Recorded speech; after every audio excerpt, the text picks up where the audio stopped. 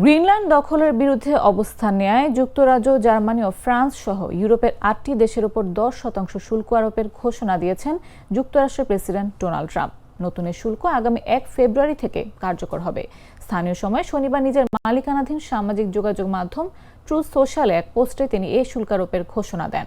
সেখানে ট্রাম্প হুঁশিয়ারি উচ্চারণ করে বলেন, যতক্ষণ না পর্যন্ত যুক্তরাষ্ট্রকে গ্রিনল্যান্ড কেনার অনুমতি দেওয়া হবে ততক্ষণ ইউরোপের মিত্রদের ওপর শুল্ক আরোপ ক্রমবর্ধমান হারে অব্যাহত রাখা হবে। ওই পোস্টে ট্রাম্প লেখেন, Denmark, Norway, Sweden, France, Germany, Netherlands, Finland ও যুক্তরাজ্য থেকে আমদানি করা সব ধরনের পণ্যের ওপর আগামী ১ ফেব্রুয়ারি থেকে অতিরিক্ত 10% শুল্ক কার্যকর হবে।